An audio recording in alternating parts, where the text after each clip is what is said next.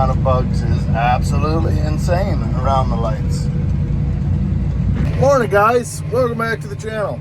It is Saturday morning. Currently, we're sitting at 5:45. Uncle Todd's got to spray all of the new seedings today, so he's going to need the globe off of this tractor. So I wanted to get in here early and get this big field that I started yesterday done. Technically, it's supposed to be the last triticale field of the year. However, I do still have enough seed for probably 50, 60 acres because we ordered extra. So I'm not sure if we will call it a year here or if we will end up working up another one. But either way, I wanted to get this field done before he needed the globe. So yeah, we are out here rocking along. Yeah, those bugs are gross, like wicked gross. Definitely could not be doing this without GPS. I mean, I could. I just could not be doing a very good job without the GPS because it is kind of damper soil. We had a relatively heavy dew last night. So the row markers, last night before I finished, just in case I dropped a row marker, just in case something happened or he needed the GPS before I was able to get in, or you know, you never know, a cow splits out in the parlor and that takes up your time or whatever. So I did drop a row marker and I can barely make out where that row marker was. So I'm glad I've got GPS. Also, oh, hold on just a second. There's a buck. Nothing runs like a deer. Sorry, deer distract me every time. Let me shut my wipers off so you guys don't have to listen to that. With the dew on the windows, the little bit of dust that kicks up kind of makes a mess. But where was I? What was I talking about? Yeah, I don't know. Anyways, oh, this morning I got here, went to load the drill. My seed tender will not start. I am terrible with small motors. I don't know what it could have been. It had oil, it had gas. I checked the spark plug. The spark plug looked fine. So I don't know if it's a bad coil or what. It was a new motor just this spring, I believe. Either this spring or last fall, but I think it was this spring. So I ended up by myself lifting the Pro Box up over the drill with a piece of cardboard and loading it that way, which is absolutely miserable, and it makes a mess. And I'm probably going to hear about it. Yeah, as I probably should. I didn't spill like a lot, but you could just tell on the concrete it's dripped around. But it's like, you got to make it happen if you're going to make it happen. If you're not going to make it happen, you're going to wonder what happened. So, yeah. That was a really lame quote, but whatever. Anyways, we are out rocking on. It's just starting to not be pitch black out, so that's helpful. The only thing is, now I can see where the fog is, where when it's pitch black, I cannot.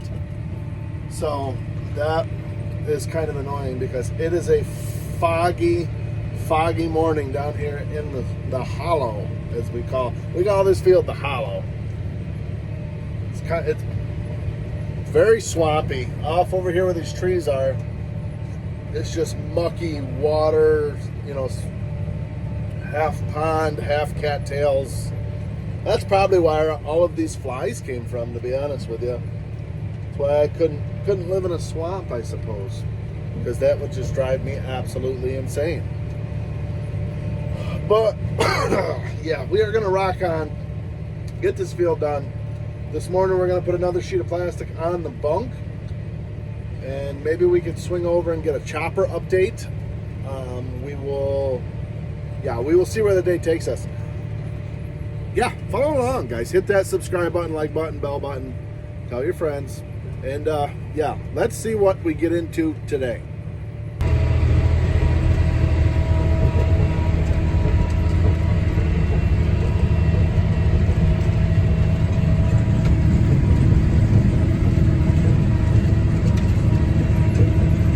All right, guys. Well, we got that field all drilled this morning. Got the GPS put on the sprayer, so he's good to go. We just got our next sheet of plastic put on the pile up here. I'll turn it around so you guys can see a little better. All right, guys. Well, we got that field all drilled this morning. Got the GPS put on the sprayer, so he's good to go. We just got our next sheet of plastic put on the pile up here. I'll turn it around so you guys can see a little better. All right, guys. Well, we got that field all drilled this morning. Got the GPS put on the sprayer, so he's good to go. We just got our next sheet of plastic put on the pile up here. I'll turn it around so you guys can see a little better. So what we did along the edge over here is a 50 by 200 from end to end. This back wall is where the problem comes in because it's so steep, but we lined the bottom half of it with pallets. The wood actually stops, the wind likes to come from this way. Well, actually more like from this way, but it always hits down here. So we line that bottom with pallets. The boards help to stop the wind just because it's way too steep of an incline to put tires on it. And the pallets, you can stack them right up nice. And then obviously right up here, we went right to the edge. And then, so that was a 50 by 200. And then we just put a 50 by 150 up here because the bunk kind of angles this way. So we were able to get a little bit shorter with it. And then we use our loader, bring up a bunch more tires. So that way when we get another 50 feet of coverable pile, we've already got tires up on here to cover this side of the plastic, and we'll put tires on the other side of the sheet of plastic to cover the rest of it. Over here is also a similar situation where it's super steep. We did have spreader tires and tractor tires. We were able to line with our excavator here. Obviously we got to get a little bit more. Once we run out of these big tires, we might put like a row of sand or something along the bottom to help really hold that down and hold that tight. But it's kind of hard to do justice to how steep that is, but that's the way it is. But this up here is pretty awesome. Flat, and we're deeper than we usually are, so should have plenty of feed. They're going to be chopping out back here. You can see they got it all opened up yesterday. I just heard the chopper fire up actually. Really, really nice, uniform, tall, big corn.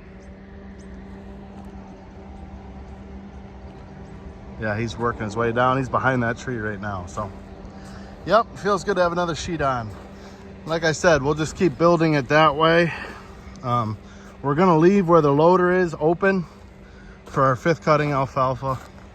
So we're just gonna, keep filling this in up to there, and then we'll fill that in there. So it's nice to do it like this so you're not covering it all in one day. Just kind of do a sheet every few days or once a week. Work your way. That's our little starter pile we made. We are feeding out of that now. We're all done purchasing. So it's cooled off. It's not 100% ideal, but it works. And then you can see where we're still feeding our alfalfa haylage here. Trying to get the bottom wedge out. The less that we can cover with corn, the better. So we're gonna try getting that wedge out, just so we got to put a little bit on top, and yep, that should be good. So I am gonna run home, change my clothes because I'm a sweaty, stinky mess, get some breakfast because I came in early to get that field drilled, and then I am gonna go to speed tilling. I am gonna speed till above where I drilled this morning, so there's another 30 or 40 acres to help get rid of a little bit more of that seed. I've stated before, we have 2 pro boxes that we own, so I'm okay with extra seed as long as it'll fit in those 2 pro boxes. But right now I've got more seed than what will fit in those boxes, so I might as well go keep drilling a little bit more. So I'm gonna work that up, and then I'm gonna start working up the wheat ground a second time, so Monday I can start putting wheat in the ground. All right, we are back out in the field. Yes, I broke my sunglasses, and these goofy things is all I had at the store, so don't judge me too much. Tyler gave me a call. He ran this last and said that there's a big rock stuck. So I brought the old BFH out, and we are gonna get her out of there. And she's up there. Got a nice wad of swampy stuff there. So, yeah, we're gonna have to unfold it. I can't reach that. So I'll get it when I get to the next field, because I'm not going to unfold it to get the rock out, to fold it back up, to unfold it to the next field. So we're going to run over there. We'll unfold it there and get the rock out over there. Wonder if I back up, if that'll pop out of there. I wonder if Tyler tried that or not. It's a good size rock. Real good size. Boy, and it's in the spot where you cannot see it from the tractor either. Probably why it's wedged in there. Hard to see. Alright. We're going to have to adjust the level of this desk as well.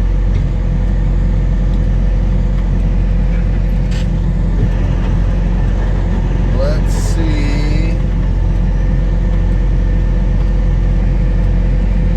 Look at that. Didn't even need to use the BFH. How about it? Alright, we're going to adjust the level of this thing and get to working.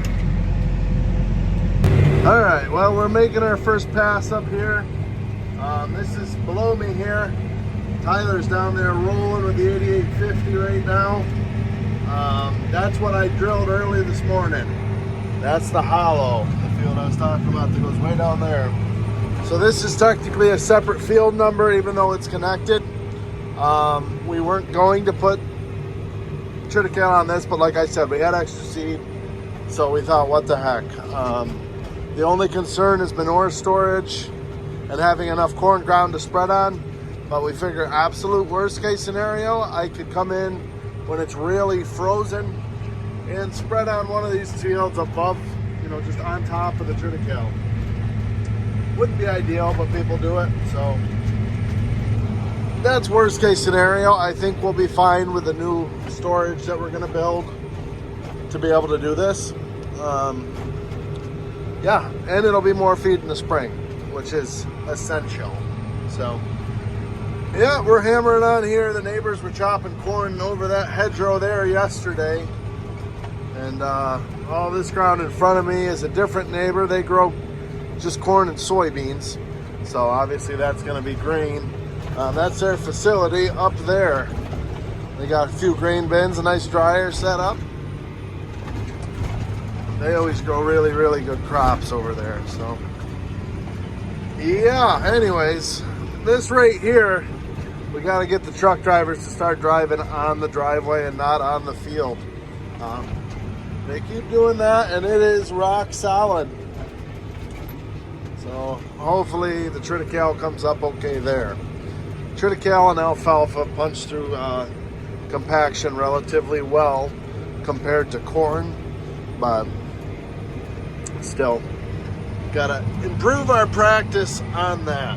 So yeah, luckily this part of the field is not as heavy as the bottom. The bottom of this field is super heavy dirt, and it really works the 9320 good. We're up here, it's a different style dirt, so we're chugging along 13th gear. I don't know what that works out to be. My speedometer's wrong. It's got me at 13, 14.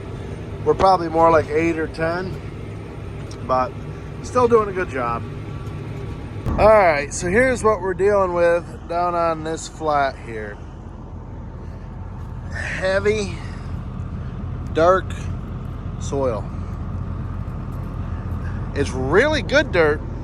It just needs to be better drained. We'd like to tile this whole farm, but here's the issue. You can see where those vehicles are driving down there. There is a culvert pipe that runs underneath that road. This hedgerow here has a drainage ditch in it. We have tiled to that ditch before. The problem is the pipe that goes under that road is too high. There's not enough elevation change to drain this farm here. What we've got to do someday is have them rebore a new culvert pipe under the road down there so we can get more elevation drop to drain this a little better. As it is, I mean, it grows good stuff. You can see that's a pretty good crop. That's a washout there. We had a broken tile there, but really good crops. But if we could drain this, it would be unreal. These some short rows down here that sometimes you can see up there. The water level literally is, you know, it's not ideal for draining. You can see the weeds there where water was setting, over there where water was setting, where the elevation is actually lower than the pipe. So it's not well drained. Long story short, get some of these brambleberries off of here, I suppose. Got the Weed Eater 5000 on the side of this thing. It's got some pretty solid thorns on it, actually. But yeah, really heavy. We are working the brains out of the old 9320. You're not able to go fast enough to really break up these clumps. So my goal here, we'll get it worked up, let it dry out, hopefully. Maybe by late this afternoon we could come work it again to kind of break these crumbles up. And this is the way that this always is. This isn't because it's, you know, we're wet right now, because we're really not. After the last few days of sun and wind, it's not wet. This is just really heavy ground. It's probably good to give the 9320 a break. But another hour here, we'll have this done. Like I say, we just got to do these short rows and should be all set.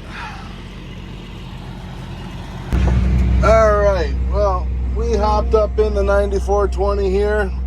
We are assisting Caleb. It's kind of getting tight. And with them chopping right there, you can see how much progress they've made today. They're really covering ground and they're really hammering this pile. So I am up here helping him pack, doing a little bit of pushing, but for the most part, just squeezing it down, assisting them there. So it's kind of fun. They'll change the pace, they'll change the scenery up here, but it's definitely much nicer with two hands on deck here. That tractor really just shoves it on up the hill.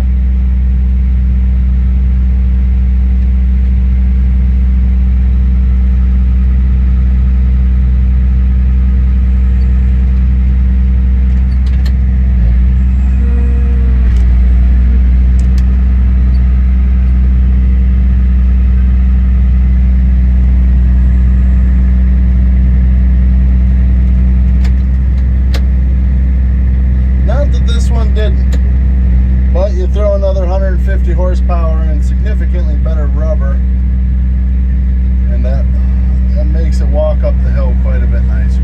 So I do love being on the pile too, I'll be honest with you. It's fun to shape and try to make sure it gets done. You know, it's a very important part of the formula that people seem to overlook. You spend millions of dollars a year to grow the feed and millions of dollars worth of equipment to grow the feed, and then people put it up wrong. And we are far from perfect, like very far actually. But it's a fun part when you get to push and try to do it as best as you can. It's out here looking at everything. These pieces that look like kernels are not kernels. They are fully broken down. I have yet to find even a half a kernel here. That's probably the closest to it, but you can see it's pulverized on the one side, and they're definitely got rid of the issue with the long feed here. So it's really good looking feed.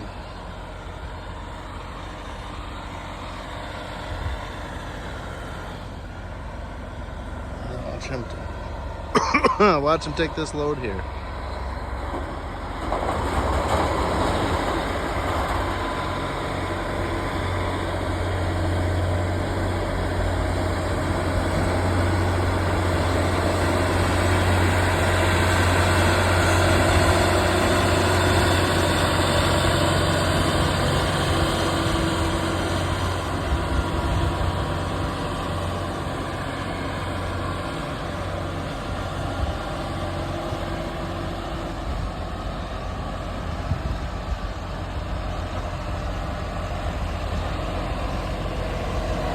It's funny, other than pushing ability, the biggest thing that you notice is how quiet that tractor is compared to this 9420. I mean, not that the 9420 is obnoxious, because it sounds wicked cool, but it's just funny, you don't hear him at all. Also, I'm not trying to be a tool bag with these glasses. I don't know if I already said this or not, but I really hate these glasses, but it's all they had at the gas station, so what are you gonna do? All right, guys, well, they have like 2 loads left down on that flat, and they're gonna move over to the smaller field. I think they're gonna do the old pasture next. I'm not actually sure, pretty sure, but either way, they're gonna be opening up. They're gonna be going a little bit slower. So I parked the 9420. We're getting back in the 9320. I've got 2 little fields. Well, one's little, one's a 3-acre field. The other one's like 20. So I'm gonna rip over and get them dissed. So that way Monday morning, I can do that triticale field that I dissed earlier. Then I can clean out the drill, clean out the tender trailer, get everything cleaned up, switch over to wheat, and I will have 2 fields ready to go to start drilling wheat on Monday. Tentative plan, see how that goes.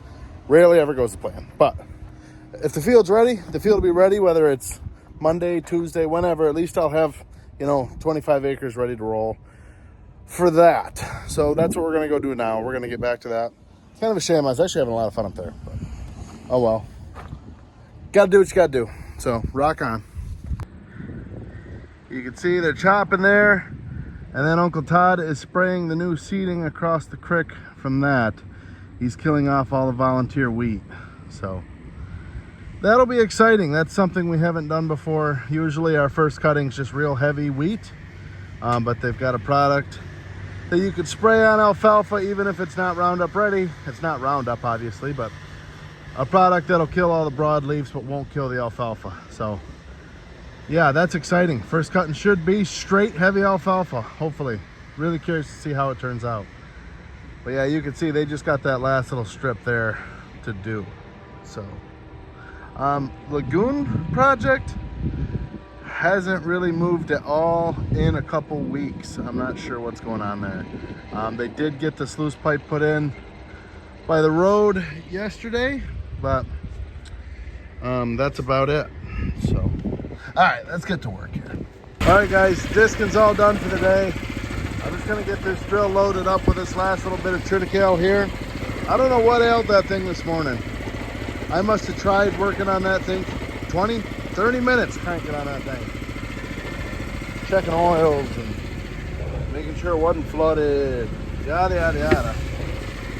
I don't know what it was, but it fired up now. So yeah, we're gonna go ahead and get her filled up for Monday morning, and that'll end our Saturday.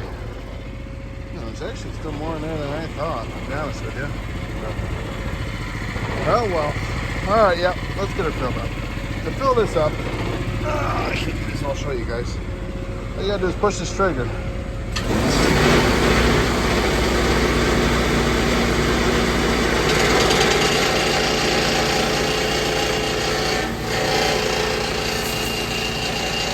All right, guys, absolutely crazy hectic ending to the day. Just making sure everything got done. Tomorrow's Sunday, so we're off.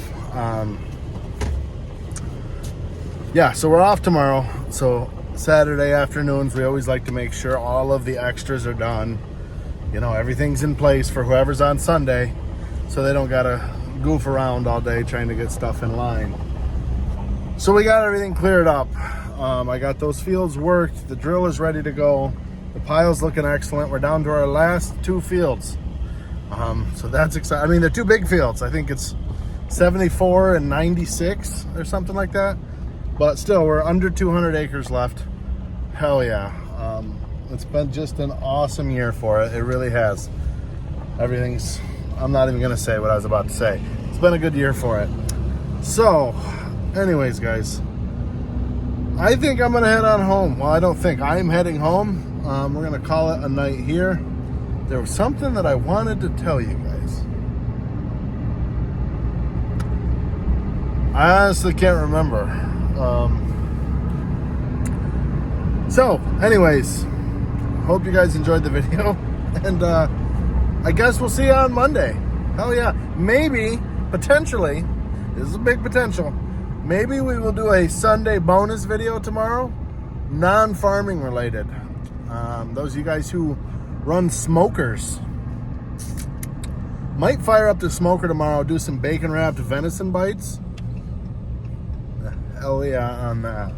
So yeah, potentially we'll do a quick bonus tutorial video on how I do that. I don't know. We will see what the day brings. Gotta get my lawn mowed.